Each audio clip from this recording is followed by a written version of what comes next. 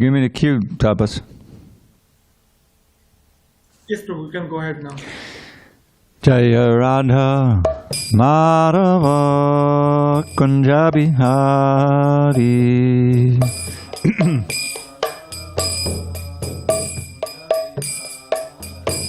Jaya Radha Madhava Kunja Bihari.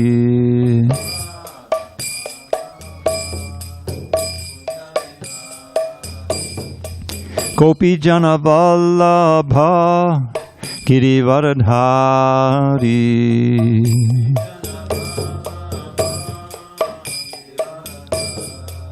Jai Gopi Jana Vallabha Girivardhari.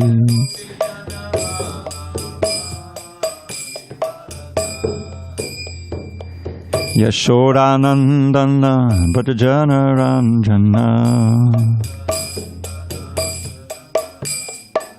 Yashodanandana Bhattacharya Ranjana.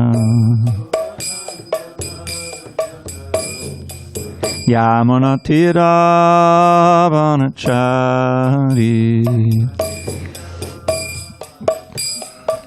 Yamunatira Vanachari. Jaya Radha Madhava Kunja Bihari.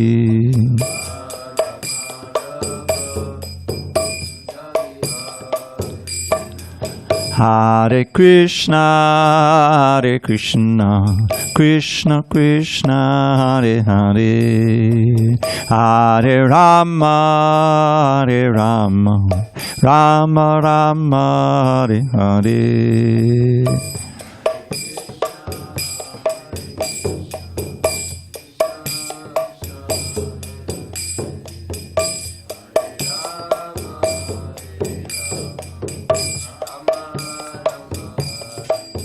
Hare Krishna, Hare Krishna, Krishna Krishna, Hare Hare, Hare Rama, Hare Rama, Rama Rama, Hare Hare. Krishna, Hare Krishna.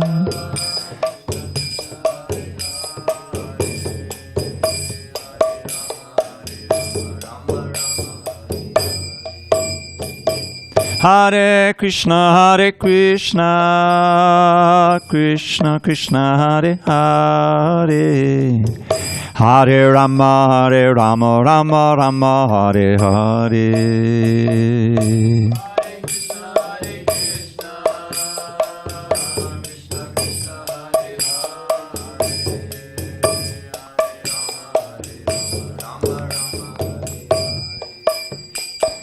Jaya Radha Madhava Kunja Bihari.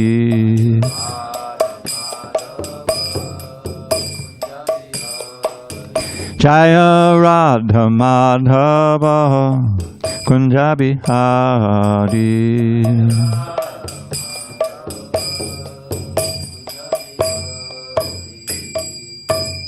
Jai Om Vishnupad Paramahansa Prabhupada Ashtottara Shri Srimad Divine Grace Srila A.C. Bhaktivedanta Swami Prabhupada Ki Jai. ISKCON BBT Founder Acharya Srila Prabhupada Ki Jai. Jai Om Vishnupad Paramahansa Prabhupada Ashtottara Shri Srimad Divine Grace Srila Bhakti Siddhanta Saraswati Thakur Ki Jai. Ananta Koti Vaishnavinda Ki Jai. Namacharya Srila Haridas Thakur Ki Jai. Srimad Bhagavad Gita Ki Jai. Samaveda Bhakta Vrinda Ki Jai. All glories to the assembled devotees. All glories to the assembled devotees. All glories to the assembled devotees. All glories to Shri Guru and Gauranga. Okay.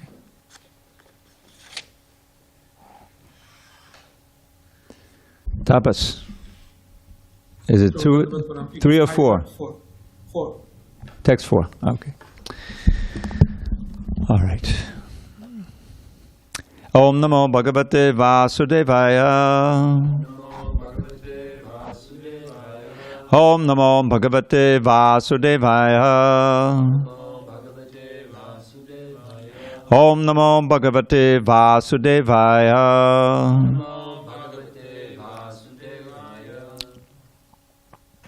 Okay. Sorry.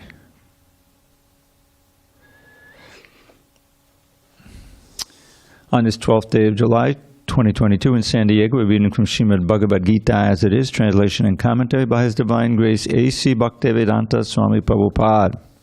And we are in chapter 5, entitled Karma Yoga, Action in Krishna Consciousness. Text number 4 at the top of page 233 in most of your books. 5:4. Sāṅkhya Yogao Pratag Bala, page 233. Prabhadanti Napanditaha Ekam Api Astita Samyag Ubayor Vindate Palam. Sāṅkhya Yoga Pratag Bala Prabhadanti Napandita Ekam Apyastita Samyag Ubayor Vindate Palam. Sāṅkhya Yoga Pratag Bala Prabhadanti Napandita Ekam Apyastitak Samyag Ubayor Vindate Palam. Sāṅkhya Yoga Pratag Bala Prabhadanti Napandita Ekam Apyastitak Samyag Ubayor Vindate Palam. Dharma. Oh, sorry, Mahananda. Yeah. Sāṅkhya Yoga Pratambala Sāṅkhya Yoga Pratag Bala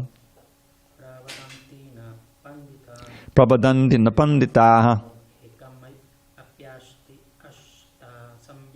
Ekam Apyastitak Samyag Ubayor Vindate Palam. Dharma. Sāṅkhya Yoga Pratag Bala Prabhadanti Napandita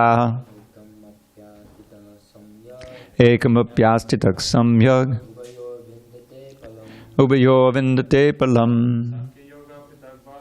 Sāṅkhya Yoga Pratag Bala Prabhadanti Napandita Ekam Apyastitak Samyag Ubayor Vindate Palam. Sāṅkhya Yoga Pratag Bala Prabhadanti Napandita Ekam Apyastitak Samyag Ubayor Vindate Palam. Anyone else out there? Sāṅkhya, analytical. Sāṅkhya Yoga Pratag Bala Pratag Bala Prabhadanti Napandita Prabhadanti Napandita Ekamapi Astita Samyag Ekam Apyastitak Samyag Ubayor Vindate Palam. Ubayor Vindate Palam. Sāṅkhya, analytical study of the material world. Yoga, work in devotional service. Pratak, different. Balaha, the less intelligent. Prabhadanti, say. Na, never. Panditaha, the learned. Ekam, in one. Api, even. Astitaha, being situated. Samyag, complete. Ubayoho, of both. Vindate, enjoys. Palam, the result. Translation. Only the ignorant speak of devotional service, karma yoga, as being different from the analytical study of the material world, Sāṅkhya. Those who are actually learned say that he who applies himself well to one of these paths achieves the results of both. Purport. The aim of the analytical study of the material world is to find the soul of existence. The soul of the material world is Vishnu, or the Supersoul. Devotional service to the Lord entails service to the Supersoul. One process is to find the root of the tree, and the other is to water the root. The real student of Sāṅkhya philosophy finds the root of the material world, Vishnu, and then, in perfect knowledge, engages himself in the service of the Lord. Therefore, in essence, there is no difference between the two, because the aim of both is Vishnu. Those who do not know the ultimate end say that the purposes of Sāṅkhya and Karma Yoga are not the same. But one who is learned knows the unifying aim in these different processes. Om Jnana Timarandrasya Jnanandana Shalakaya Chakshu Unmilitam Mena Tasmai Shri Gurave Namaha. I was born in the darkest of ignorance, but my spiritual master Srila Prabhupada opened my eyes with the torchlight of knowledge. I offer my humble obeisance unto him and all members of Sri Parampara, the disciplic succession. So this is a theme kind of in the Bhagavad Gita and all the Shastra, and that is that knowledge should lead to action. And in fact, when we analyze just our regular life, even without yoga, Krishna consciousness, whatever we do is informed by some knowledge. We begin as little children and we're completely ignorant, but before long we find out that we learn that the source of our sustenance is the mother, and then we act on that. We're calling for the mother, we're moving for the mother, we're relating to her in a very... So there's some knowledge, rudimentary knowledge, and we act on it. And that's the way it is as you grow older. You learn something and then it changes your life to some degree, sometimes a little bit, sometimes very radically, because you'll try to have more of something if you learn about it, or you'll try to get away from it if it's a negative experience. So life, material life or spiritual life, it's a process of constant learning and then acting on the basis of that knowledge. Now, in material life, it's not systematic, and oftentimes we acquire false knowledge. In other words, something that we think is true that isn't true. And that's what Maya is all about. Hare Krishna, welcome. Yeah, have a seat. You can have, yes, set up another seat for them. Okay. And we're on page number 233. So the Sāṅkhya is this analytical study of the world, and it's probably often compared to science, because science also analyzes the world and then has a hypothesis on it, tests the hypothesis, and if it works out, okay, now we have a working theory, and now we can exploit the material world more. You know, we're sitting on like a big mountain of knowledge that's been built up over thousands of years, right? Like they talk about the Industrial Revolution. People found out how they could, first the steam engines. That was the big thing. You could boil water and make the steam and make a rotor go, and you could have locomotives go. Oh, this is a whole revolution. Now we have that knowledge, now we can exploit this way and move this way. So material knowledge is not sufficient for bringing us to a state of complete happiness, obviously. The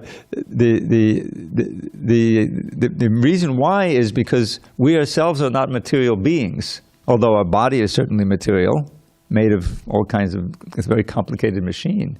But we ourselves, our spirit, our consciousness within the body. That's the first lesson of Krishna consciousness. And the spirit and matter are ultimately incompatible. We're trying to enjoy pleasure, but the vehicle that we're doing it in, the means that we're doing it, inevitably causes pain. And that one of my favorite verses will be coming up in this chapter, I think text 20 or so, or 21. 22. Yehi sang sparjija boka dukkha yonaya evate. It's a very radical statement, this statement. Text 22. Sparjija boga is what we're very familiar with. It's the pleasure that comes from the senses contacting the sense objects in a pleasurable way. Now there's a whole other realm of pain, the senses contacting painful objects, and we try to avoid that, but we can't forever.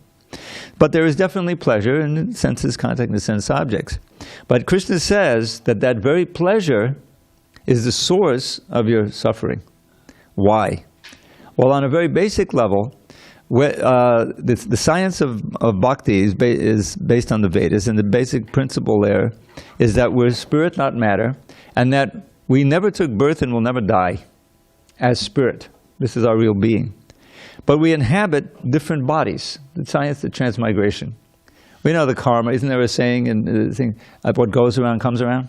Right? That's karma, right? So that's pretty accurate. But what people don't know for sure is that going around and coming around goes over lifetimes. It's not just this life. I mean, it's obvious if you do something bad, you insult somebody, and they may punch you in the mouth. That's going around, coming back, or it may take some time.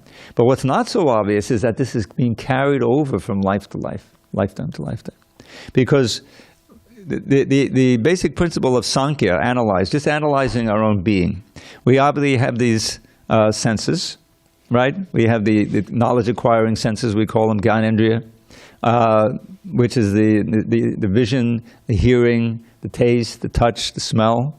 We learned that in 3rd grade, right? But there's also active senses, like we have our hands, we have our feet, right? We have our voice, others that interact with the material world in this way. So you have those senses, and you have the material body, as I mentioned, which is a very complicated machine, the medical science, that's sustaining us. And sometimes it goes haywire, it doesn't work. We had this pandemic, we take it for granted that, of course I'm breathing in and out, I don't have to think about it. But then when you can't, then life becomes very dangerous. And that everybody was aware of that. Now it's kind of receding a little bit, it's still around, right? But that pandemic, that's also a problem because the body needs that air and coming in and out, all so many things. So this is our situation. We as spirit, there's a verse in the 2nd chapter, Najayate Mriyate Vakadachan. That first line is so the soul, the living entity, the consciousness, never takes birth and never dies. And he goes on, is unborn, eternal, ever-existing, primeval, is not slain when the body is slain. So, what happens to us? According to the consciousness we cultivated in that lifetime, everything we do in every day, what we think about, what we hear, what we eat, all of these, this is creating an impression in the mind. Sometimes a very deep impression, either painful or pleasurable, whatever. So all of that is our state of consciousness. That doesn't die. When the body dies, let's face it, it's going to eventually, like any machine, it breaks down for one reason or another. But the subtle body, the mind, intelligence, your sense of self, that goes on, and that's the template for your next body. That and your karma, because there's a higher beings. God is watching, and there's if we're very vicious toward other people, and we're bad people, then there's no escaping the punishment of God, right? There's no escaping that. You may very well lose this human form of life, which Krishna describes as the greatest danger, the most fearful danger. The human form is very precious and very rare. Just think, if you accept the basic principle that every living being, every organism, is a combination of matter and spirit. Now just think of all the bugs there are out there, and all the trees. Every time you see a lawn, every one of those blades of grass is another living entity in there. Now their consciousness has been covered very, very much and very rudimentary, but it's still a living entity. You see these bugs, they're jumping around, you're walking on the sidewalk. Oh, what do they know? There's some huge danger, And because I take a walk every night, so I take a flashlight and watch. And sometimes you see the big bugs, sometimes you see the little crickets, And it's like a panic situation because they sense I'm coming, And then so oftentimes they freeze up. So I also stop stepping. I don't want to step on them. I don't want to try to get them out of the way. So, but they're living entities just like us. Their lifetime may be a few days, for the bugs, or maybe a week, whatever it is, And then they also go on. They don't die. Nobody dies. So what to make of all of this? Sāṅkhya is the analysis. Earth, water, fire, air, ether. Think about it. This building, we're looking at so much earth, so much solid matter. But there's also air in here, right? There's water in the pipes. There's fire in the kitchen. There's earth, water, fire, air, and space, ether. These are the gross material elements, progressively more subtle. Earth, water, fire, air, ether. Then the mind. We all have a mind, but who can see it? But it's there. Mind is there. Intelligence, our power of discrimination. That's another element. And finally, our sense of self. We have what we call the false ego, the false sense of identity.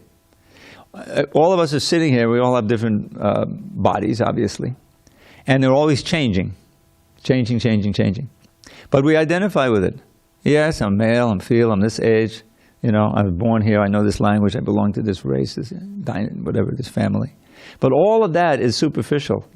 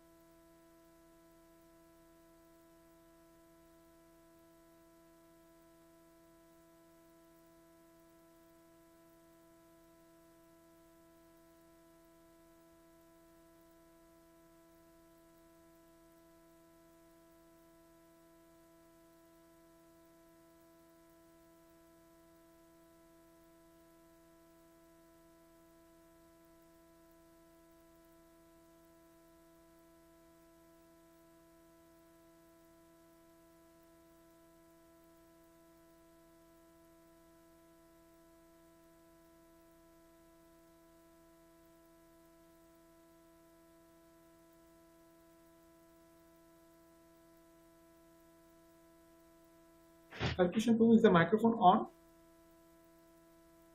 It's run out. Give me one of the green ones. Yeah. Is that all right, or should we try to replace? I'm going going to use a green one for a little bit. Can't hear you. Oh. Hare Krishna. So he'll get some batteries and fix it.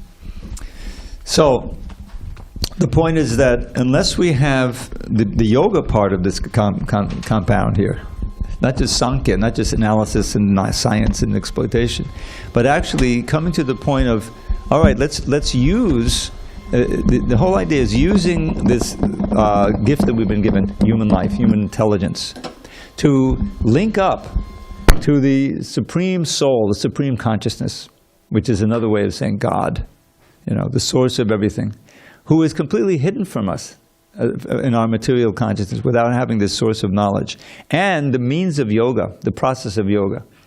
Practically everyone here, I'm sure, knows about Hatha Yoga, the yoga studios. I did that before I even heard about Krishna consciousness back in 1971 or so. I started doing Hatha Yoga. It was very beneficial. I became a vegetarian then, and it's a science. Bending and stretching and meditating and breathing. It's wonderful. Kriya Yoga also? No, I just did Hatha Yoga. Kriya Yoga. But there's all different kinds of yoga. But what does yoga mean? It means linking. It means to link, like the word yoke in English, So the Hatha Yoga was kind of a popular form of yoga. You really can achieve the ultimate end of yoga by that, or you can get a healthy body and become more peaceful, which I much appreciated at that time.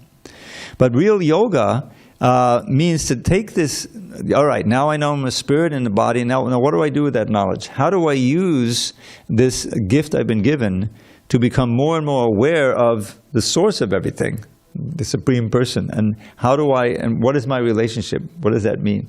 And so that's Krishna's going to explain that. This is a summary. Bhagavad Gita is only 700 verses, but Srila Prabhupada explains it wonderfully.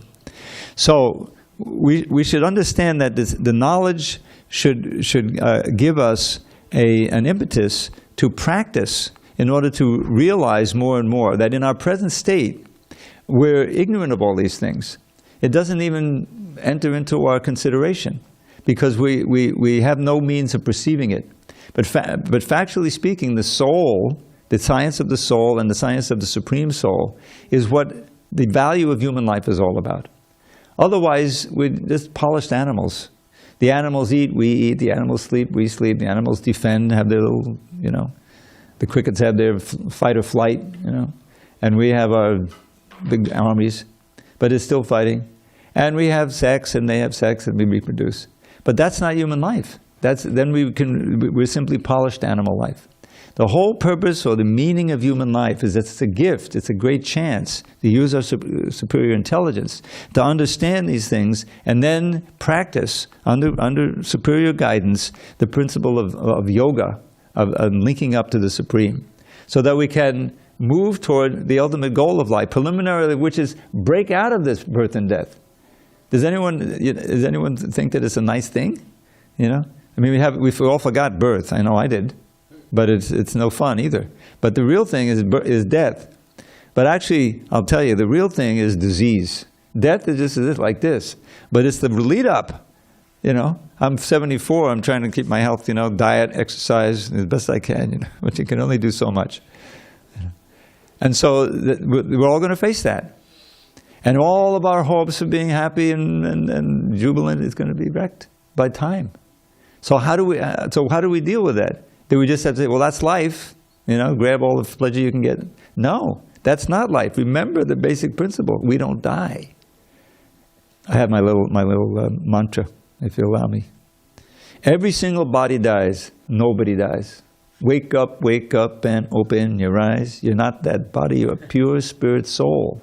Chant the holy name and attain life's goal. That's the whole philosophy in a nutshell. But it's not immediately evident that we're not the body. But if you think about it, Krishna gives us a nice verse right at the beginning of his instructions. He says, Dehinosmin yata dehe, kaumaram yovanang jana, tata dehadram praptir dhiras tattanamuyati. That just as every one of us, we can all remember when we were 10 years old. Who can? Yeah. And then maybe you go back, I can get maybe to 5, you can remember certain highlights, So, and there's no doubt, I mean, all of us can undoubtedly agree, we all had those little baby bodies, right? And gradually we grew up. And not only did our physical body change, but our mind changed also. We get so much knowledge and so much understanding. So the body is changing at every moment. It's constantly changing, getting older and older and changing this and that. But we're the same person. What is it that we're the same? If my body is changing, then what is it that doesn't change? That's the soul. The person who's aware of all these things. Another name for the soul is Kshetra Gya. Gya means a knower. And Kshetra means, in this case, the field of the body. You think of the field as like that we're conscious of. So we're aware of all these changes, but we don't come to the conclusion that, okay, if I'm eternal and the body is temporary, then how can I get the next best, how can I work in such a way that I'll get the best body in my future? Isn't that something that we do in our regular lives? Okay, you know, I remember when I was growing up, my parents said, you can't play all day. You have to go to school. But Srila Prabhupada said his parents had to drag him to school. He wanted to play all day. And his mother was the serious one. His father said, okay, you can go to school tomorrow. You can go to school tomorrow. His mother said, no, he has to go today. So kids, want to play all day. But then what happens? Then you don't get any knowledge, you can't read, and your life is ruined. They have to go to school. So we're changing. What is it stays the same as our self, or the Atma, or the soul? And what is the nature of that soul? Our original nature is Sat Chit Ananda. This is a very nice word. I learned this before I even met the devotees. Sat Chit Ananda. Eternal, full of knowledge, and full of bliss. Now think of our present life. Certainly not eternal. There's so many things we don't know. There's a lot of ignorance. And is everyone blissful all the time? I don't think so. Not on the material plane. It's impossible. But that's our heritage. That's our real nature. And Bhakti Yoga is a systematic process by which you can realize that actual nature more and more. And at the end of this body, you don't go into another material body for another round of suffering and birth and disease and all that. But you go, Prabhupada's immortal phrase, back home, back to Godhead, back to our original life with Krishna. And what is going on there? Then we read another book called the Bhagavad Purana. And it's a much longer book, and it describes the activities in the spiritual world and our relationship and so many things. So that's what is Krishna's describing here. That we should understand what this world is, what this body is, who we are, and a relationship with it, and who the Supreme Person is, and what that relation is. And we should work. Karma Yoga, this is kind of an element of Bhakti Yoga. Means working for the aim of pleasing the Supreme Lord. And that's what Arjuna, he wasn't ready to do this first. And so Krishna is speaking here about you should fight this battle even though you don't want to, because it's for the higher good and it's because it's what I want. Okay, any questions on this verse or purport or discussion? Yes, Arjuna, go ahead. Yeah, Prabhu, thank you. Hare Krishna. So I have a question, like everything happens with Krishna's will, right? Everything that's going on the material. Yeah, there's a certain caveat though. You use the word sanction. In other words, it's not his desire that all this nonsense is going on, but he allows it to go on so we can learn. Okay. So that, in that sense, yes, it's by his will. So my follow-up question on that is, there are so many religions and confusion, right? Probably a new religion every day, like a new religion every day. Yeah, Islamic. I was doing book distribution, and this person said, "Oh, we are Jain. We don't believe in Jain, this." Yeah, we are Jain. We don't read Bhagavad Gita. So I'm like, that has nothing to do with religion, So why is all these religions which formed lately in last couple hundred years or is it also a part of Kali Yuga where a lot of confusion is going to happen and a lot of drama is going to happen? Totally. The Kali Yuga means the age of conflict. And sometimes it's physical conflict, sometimes it's religious conflict. There's so many. And you read the 12th canto. It describes the things that will as Kali Yuga progresses. All of the Kali itself means conflict. That's what the word means. So yes, and if you read the Srimad Bhagavatam, the very second verse in the whole book, Dharma projita kaita votra. Here in the Bhagavatam, we reject all these cheating dharmas. What is a cheating dharma? Even up to the, it's a so-called dharma. I call it ku dharma or chala dharma, whatever. That's not really going to take you to the place you want to go. In other words, in the very beginning of the Bhagavatam, in the first chapter, the sages at Naimisharanya who were hearing the Bhagavatam from Sutta Goswami, they ask, what is that dharma, practice, by which the soul can become completely happy and satisfied? Supersedity, is the word. And so he answers that in the second chapter, in the beginning text 6. First he praises the question, very good question. Muniyak sadhu prishtoham. And then he answers, Savai pungsang paro dhamma yato bhakti radhokshaje ahaitukiya yayatma supersedity. That the soul will become fully satisfied only by practicing that dharma that awakens or evokes pure devotion to God, which has to be unmotivated. In other words, it's not a business deal. We'll go to church or mosque or temple or wherever, and we'll pray, and then we'll get our necessities, or we'll get this, we'll get that. It's a business deal.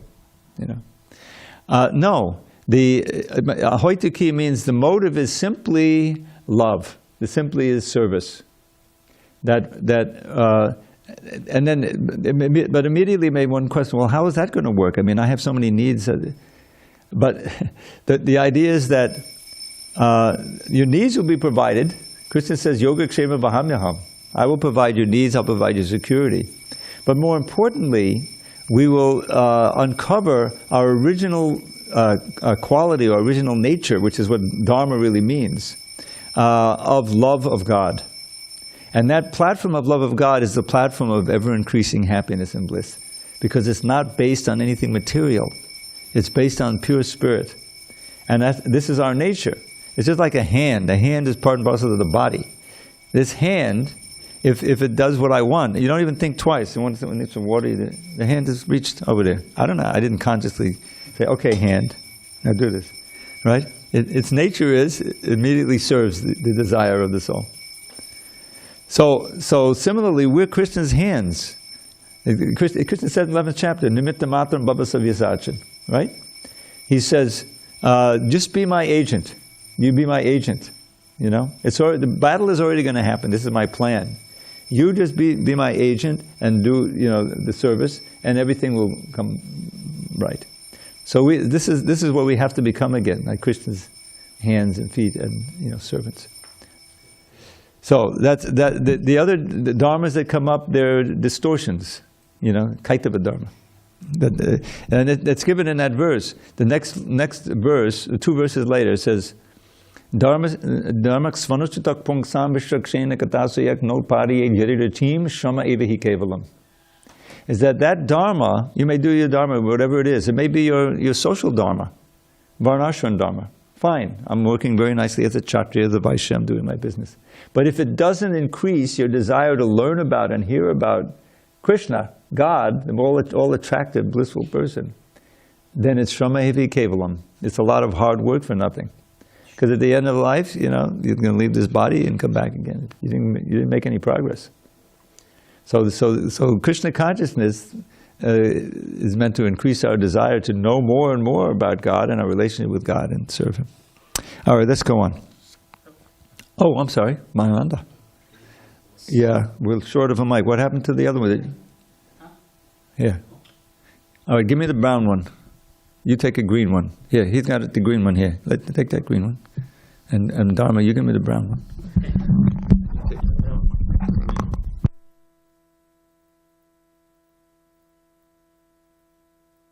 Okay.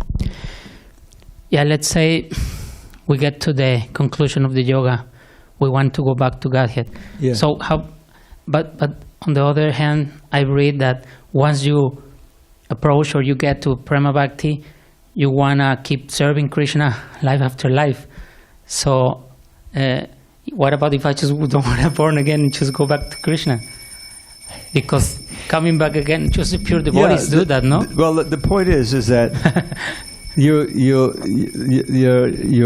want to serve Krishna for his desire, what he wants, And if he wants you to come back here, you'll be satisfied with that. If you're not satisfied, then you'll go back to the spiritual world. Okay. Don't worry about it. Everything will be fine if you just develop the pure bhakti. All right, let's try another one. Text 5. Yat Sāṅkhya prapyate sthanam tad yoga rapigamyate ekam Sāṅkhyam cha yogam cha yak pashyati sapashyati. One who knows that the position reached by means of analytical study can also be attained by devotional service, and who therefore sees analytical study and devotional service to be on the same level, sees things as they are. Purport. The real purpose of philosophical research is to find the ultimate goal of life.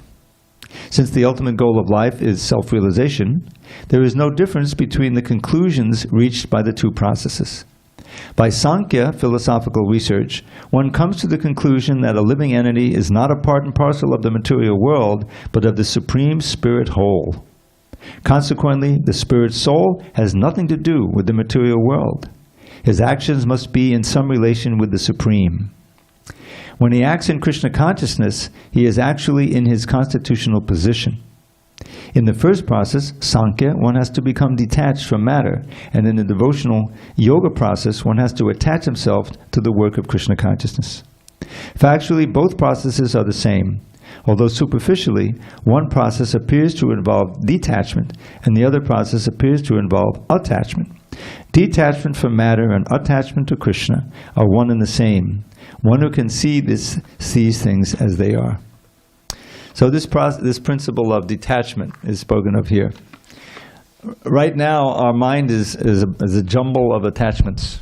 We have attachments, all kinds of attachments, that we develop just by being in contact with the material world and material body.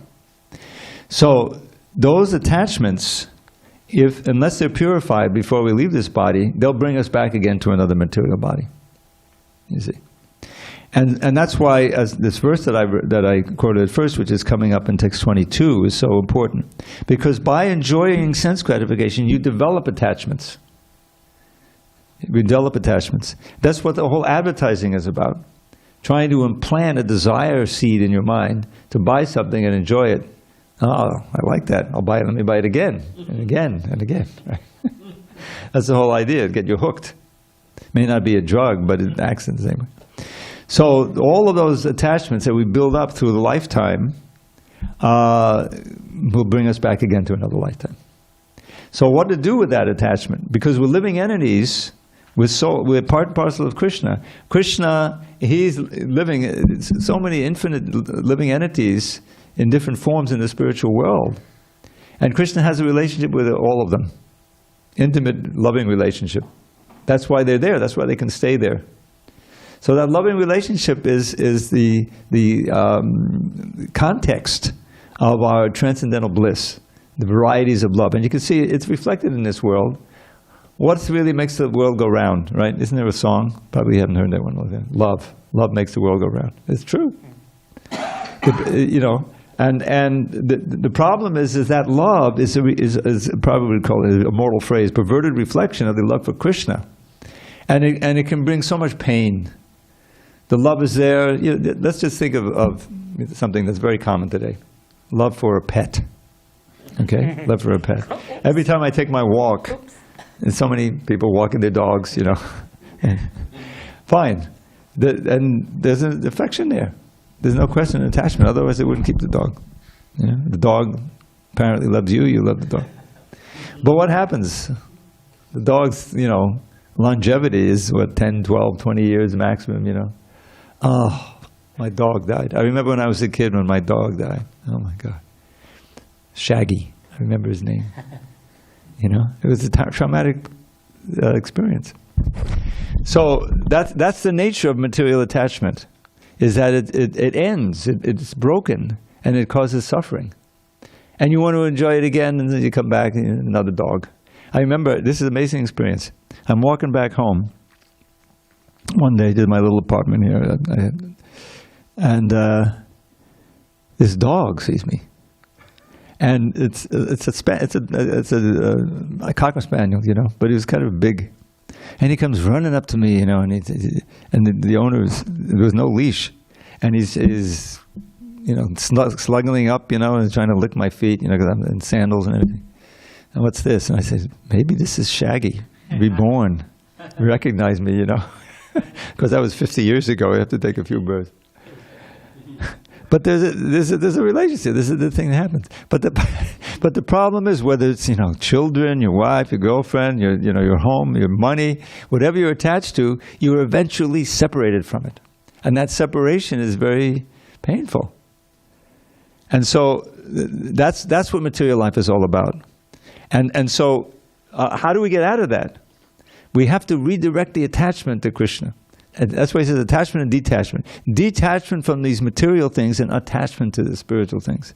And what's the first, you know, the great blessing, you know, because all of this is theoretical unless we have a process, but you can realize it. The mantra. Hare Krishna, Krishna Krishna, Hare Hare. Hare Rama, Rama Rama, Hare Hare. That this is it's inconceivable, but this is an incarnation of God in the form of sound. And if we just suspend our disbelief and try it and chant regularly and try to absorb ourselves in the sound, then we'll feel a difference. And what one of the first things you feel is that so many impulses and habits and attachments that you want to give up, you know, that you would like to be free of, they lose their attachment, their slackening, you know. You're able to be more peaceful and self-contained, and there's a pleasure in it. We should read. You know, it's nice to read the accounts of the great souls and how they experience this chanting, and understand that we can also experience like that. There's one devotee named Rupa Goswami who wrote many of our essential books. One of the most essential is called Bhakti Rasamrita Sindhu, the ocean of the nectar of bhakti, of devotional service. Srila Prabhupada translated as the nectar of devotion. And there, not in that book, but in another book, he writes this verse, which is quoted in the Chaitanya Charitamrita twice in the one chapter. Tunde tandavanira tingbatanute tundavali labdhaye karna kroda kadambani gatayate karna buddhebhyakspiham chetak prangana sangini vijayate sarvendriyanam kritim no jane janitaki advidamitai krishneti varnadvahi. Now krishneti varnadvahi means those two syllables, Krishna. And this is someone who's experiencing the holy name with pure consciousness and the real power of this name. And he says, I don't know how much nectar these two syllables Krishna have produced. When I chant them, I want to have millions of mouths to taste the nectar of that sound. And when they enter into my ears, I want to have millions of ears to relish that luscious sound. And when they enter into the courtyard of the heart, all my senses become stunned and my mind becomes fixed on Krishna. So it's inconceivable. It's completely inconceivable. But this name, this Krishna name, is non-different from Krishna himself. And it's Krishna reaching out to us. He says, okay, these Kali Yuga people, they can hardly do anything, you know. So I'm just going to come as Lord Chaitanya and give out freely this process. If you just take it, if you just try it, you'll become blessed. One of the things that we can't see the karma, right? The karma is very subtle. We don't know. But according to the Shastra, in many places, if you just chant one time, Krishna, then you've gotten rid of lifetimes worth of karma. It's that much blessing. But that's not the goal of the chanting. That's a byproduct. The goal is the awakening of our natural, eternal, pure love for Krishna. Prema Pamata Mahan. And if we take this process seriously, beginning chanting on beads we have like a rosary, but also in singing and dancing as we're famous for, then your whole life can be transformed. See? Dimitri is an example. He wasn't always like that. Look how blissful he looks. I don't know. We don't ask that question. But it works. So that's the yoga in the Sāṅkhya yoga. And one who knows the position of reached by means of one. So the real purpose of the research is to find the ultimate goal of life, and then practice and develop our conscience so we realize that goal of life. Yes, go ahead. The mic. Yeah, you got the mic, Dharma. I also have a question. Okay, yeah, this time. So, I had a comment before. It's really not a question. Go ahead. It's really not a question. But when you were saying, then you said, and the worst thing is disease. Do you remember when you said?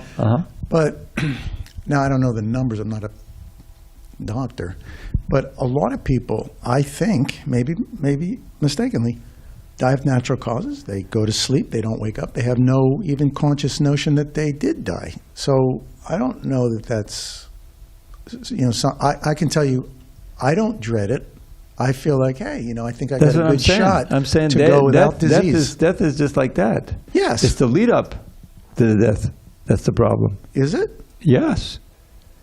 How much suffering is and I mean, for years and years, you can get an injury when you're 12 years old and live with that for the rest of your life. That's disease. That's the pain, the suffering. But I still think a lot of people just dying of natural causes. Yes, they get older. No, but it's a struggle. But they don't. You're agreeing with me. I'm agreeing with you. Yes. Okay. Old age, no problem. Yes. Death, no problem. Just like that. But the lead up to the death. He's saying some people don't get this. Don't get the lead up. They live a healthy life. At 90 years old, they lay down, they go good night, and then they don't wake up. Or they die at 12. Well, you don't think that happens? Okay, all right. It does. It happens to my dad, so I know it happens. I watched it happen. But Thank you. so then what? Then you go around again. Well, yeah. All right, but so what that's I'm an saying is exceptional there's life. not. It's not necessarily true that this is horrible lead up to death. You understand what I'm saying? Okay.